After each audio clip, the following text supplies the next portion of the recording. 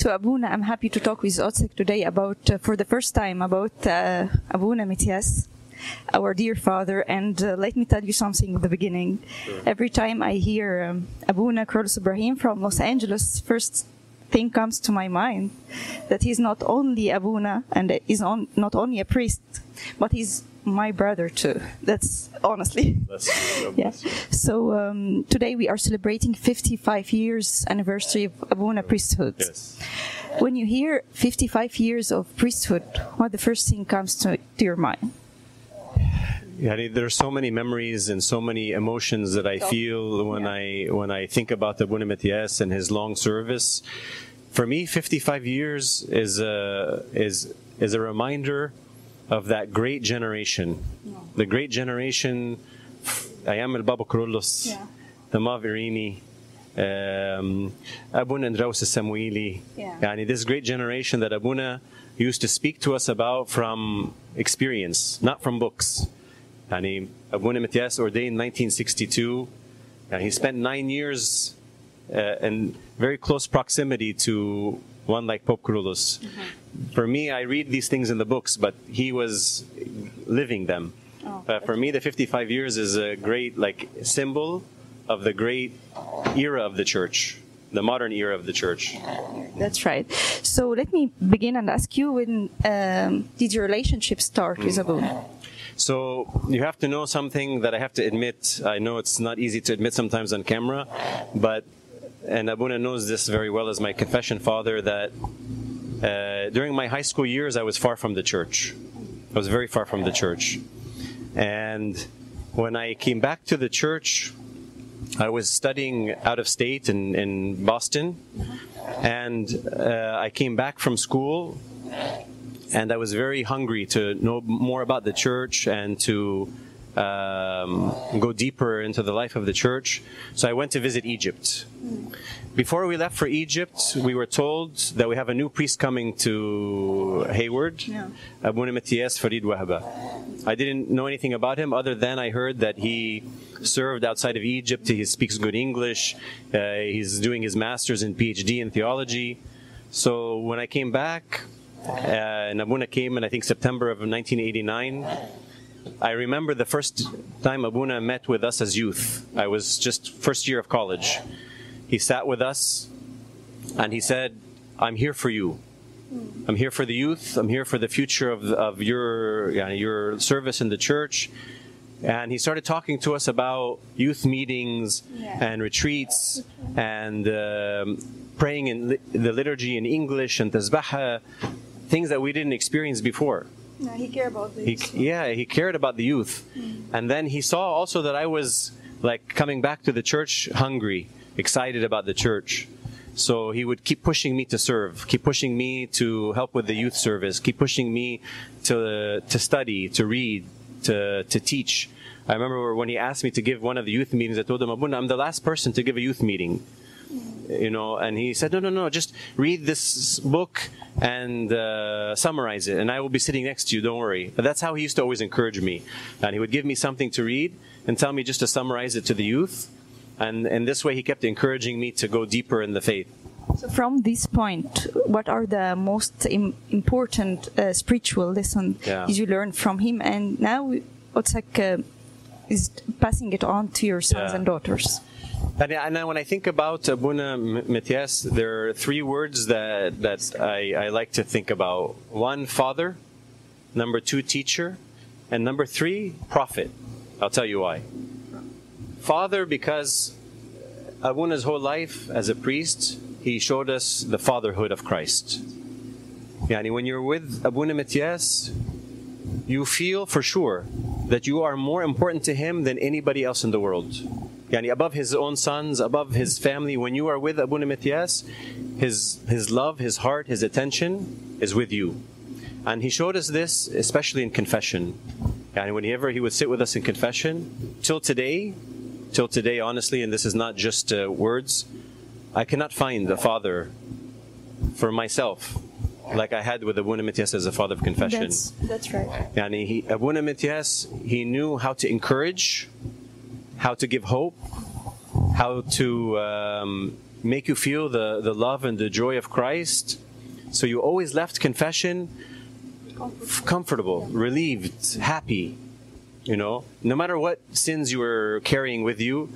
Yeah, and this was and of course he was the priest who married my wife and I. He was the priest who was there when our son was born, and he baptized our son, and all the events of the significant events of our life. He was there as our father, teacher, and Abuna Matthias, of course. Before the era that we now see the priests getting their masters and PhDs in theology, Abuna was doing this in the 1980s. Abuna was studying the fathers of the church and writing about the fathers of the church, which when I moved to Los Angeles, they were just starting to talk about in the mid-1990s. And Abuna Matthias was way ahead of his time in America, in English, studying and talking about the fathers of the church.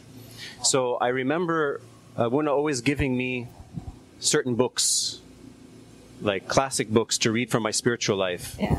Books that, again, like some of the, of course, some of the books well known in our church, by Amba Ioannis, Paradise of the Spirit, some of the books of His Holiness Pope Shenouda, but also like some of the non-Coptic books that were translated by like Abuna B'Shoy Kamil, like say Rusi ala Durub al-Rab, The Way of the Pilgrim, books by St. John of Kronstadt, another Russian priest, Brother Lawrence, The Practice of the Presence of God.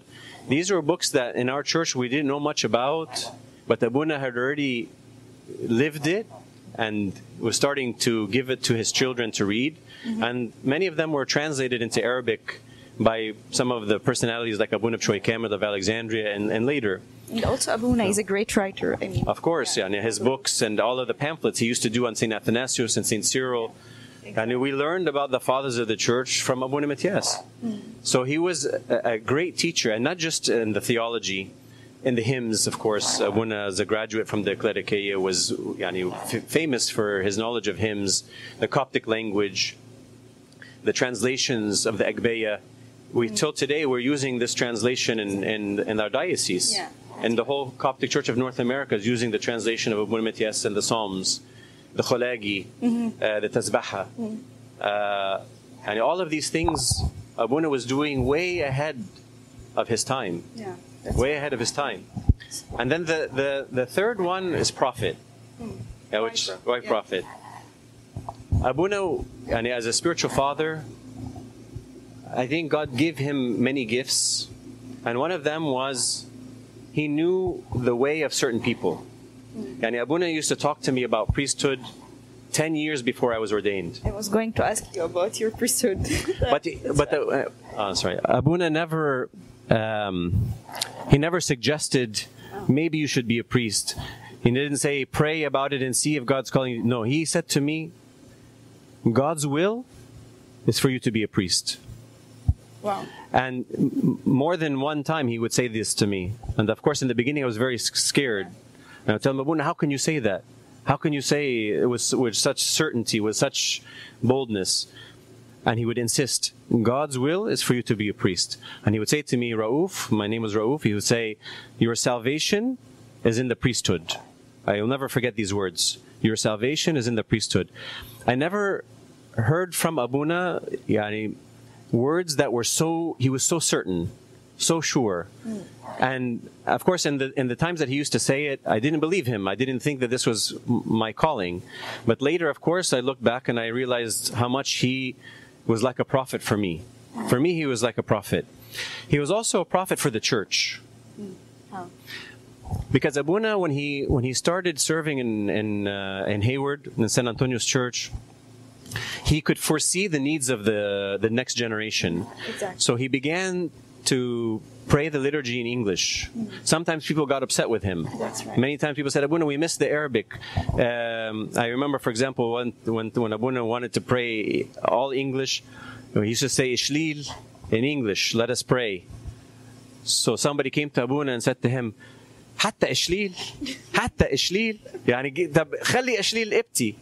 But Abuna, he could foresee that one day there needed to be evangelism in America, to bring non-Egyptians into the church, that our kids would marry non-Egyptians, and that we would need. And now my ministry, my church, is an all-English church. Yeah. From some 4 or 5 years ago now, and St. Paul's, Ambassador, His Eminence Metropolitan Ambassador, he started some churches which are all English. Almost so 4 churches in Los Angeles. Now we're 7, about 7 churches. And this is something now we started in 2012, and Abuna saw it in 1989, 1990. And he started talking about this is going to be the future of the church, we need to prepare for it. And many people fought him. Many people disagreed with him.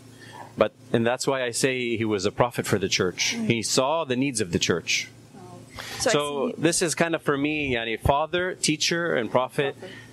There's so many stories but I don't want to. Maybe for another time we can go into some other stories. But this is my heartfelt memories with my beloved father.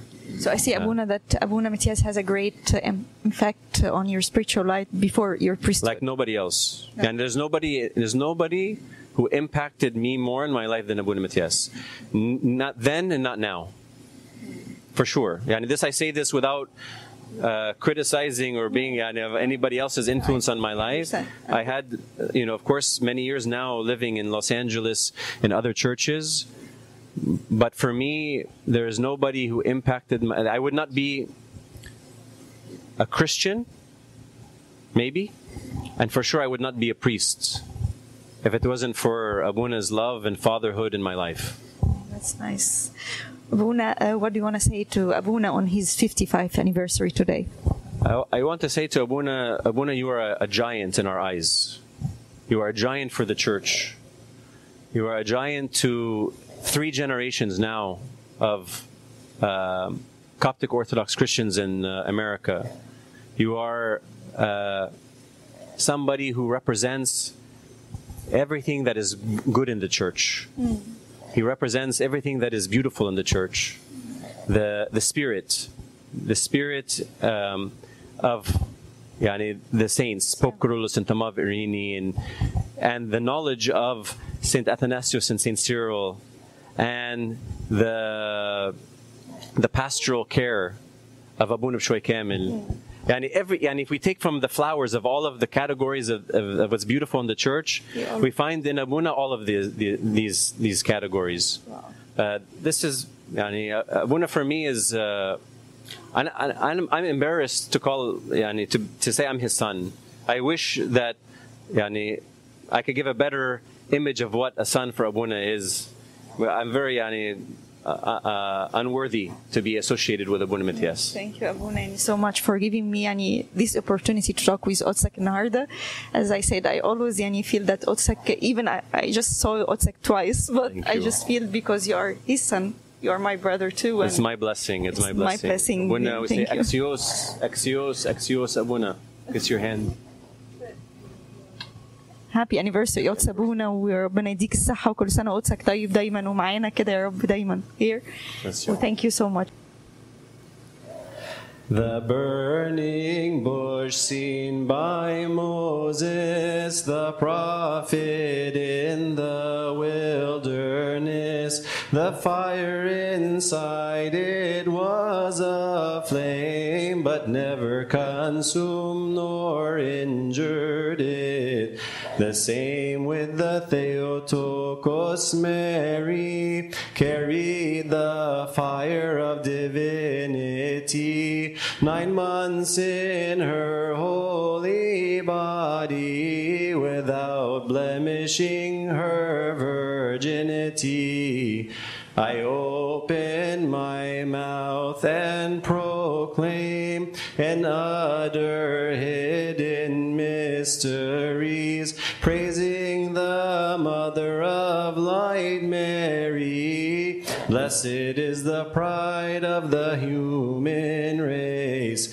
Because of your Son we became freed from the bondage and from Satan's bonds we are saved. Blessed is the pride of the human race.